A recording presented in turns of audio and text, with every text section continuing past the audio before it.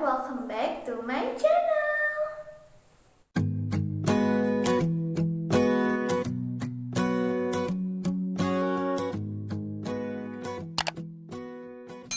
Pada video kali ini aku akan mereview salah satu karya dari sastrawan besar Indonesia, yaitu Pramoedya Anantatur.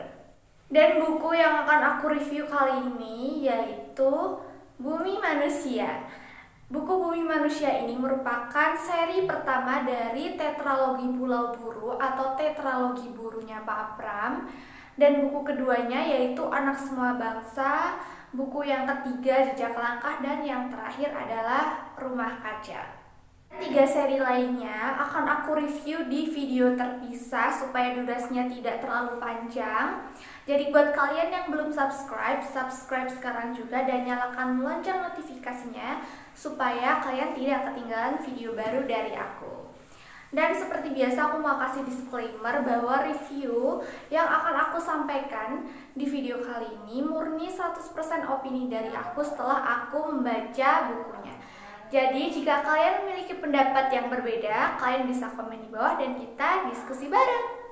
So without any further ado, let's get started.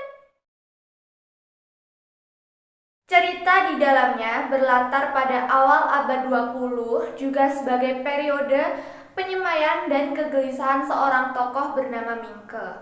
Mingke ini adalah siswa HBS, seorang pribumi keturunan priai yang ingin keluar dari belenggu kejawaannya menuju manusia yang bebas dan merdeka. Mingke juga mulai mengkritisi budaya atau adat Jawa yang menurut pandangannya sudah menyimpang dari nilai-nilai keadilan dan juga kemanusiaan, seperti sikap seorang budak yang harus selalu menunduk dan berjalan merangkak-rangkak ketika berhadapan dengan majikannya. Hal tersebut bermula ketika temannya bernama Robert Surhoff mengajak Mingke untuk berkunjung ke Wonokromo. Dari situ pula Mingke mengenal gadis Indo bernama Enelis dan ibunya yaitu Nyai Ontosoro. Pada saat itu juga Mingke mulai mengagumi sosok Nyai Ontosoro karena sebagai seorang wanita pribumi, Nyai Ontosoro ini berpengetahuan luas layaknya wanita Eropa.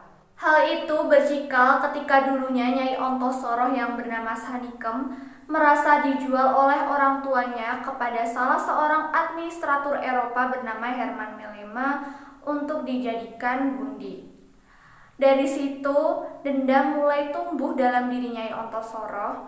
Kemudian Nyai Ontosoro alias Sanikem ini melampiaskan dendam tersebut dengan belajar banyak hal. Sehingga walaupun Nyai Ontosoro ini merupakan seorang pribumi dan seorang gundik, beliau menjadi sosok wanita yang sangat berpengaruh.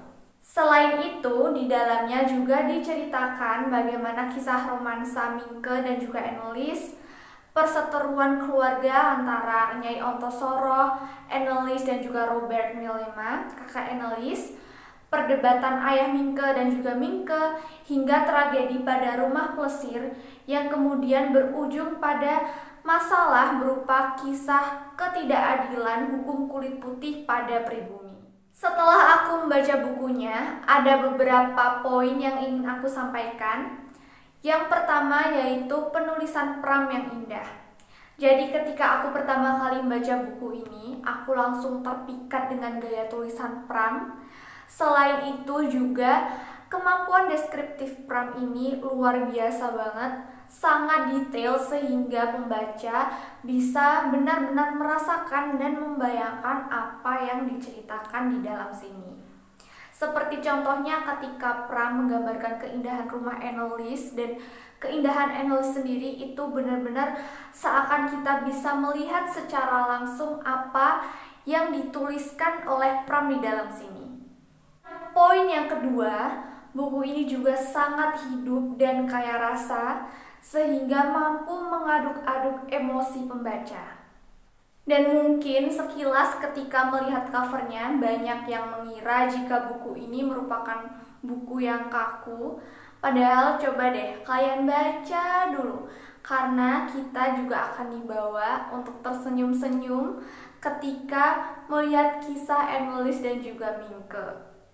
Apalagi Apalagi masalah-masalah antara pribumi dan juga orang Eropa dibungkus apik dengan kisah roman keduanya, sehingga kita sebagai pembaca bisa lebih mudah dalam menerima dan juga memahami apa yang terjadi ketika masa kolonial itu berlangsung. Dan yang tidak kalah penting, di dalam buku ini ada banyak sekali wawasan yang bisa kita dapatkan setelah membaca bukunya. Di dalamnya juga terdapat banyak sekali kutipan-kutipan menarik, dan ada 2 kutipan favorit aku. Yang pertama ada di halaman 77. Kutipan itu diucapkan oleh Chiang Mare yang merupakan sahabat dari Mingke. Tetapi kutipan tersebut juga dicantumkan pada bagian belakang cover. Ini dia. Begini bunyinya: seorang terpelajar harus juga berlaku adil sudah sejak dalam pikiran, apalagi dalam perbuatan. Ada lagi kutipan favorit aku satunya, ada di kalimat terakhir pada bab terakhir juga. Yang ini, begini bunyinya: kita telah melawan Nyo sebaik-baiknya, sehormat-hormatnya. Dan di bagian akhir buku juga dicantumkan wajah sampul buku Bumi Manusia yang pernah terbit dari berbagai negara. Akan aku tunjukkan. Ini dia sampul-sampulnya.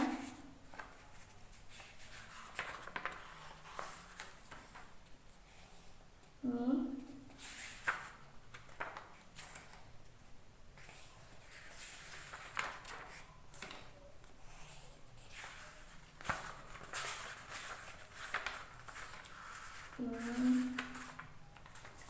Dan ini adalah wajah sampul yang sekarang di Indonesia.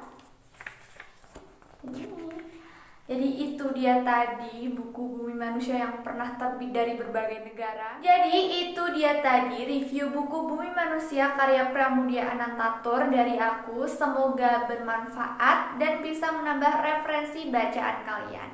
So I think that's all for today's video. I hope you guys enjoy it, and if you guys like this video, please give me a thumbs up, share this video, subscribe if you haven't already, ring the bell, and if you have any request, please comment down below. Thank you so much for watching, and I'll see you guys on my next video. Bye.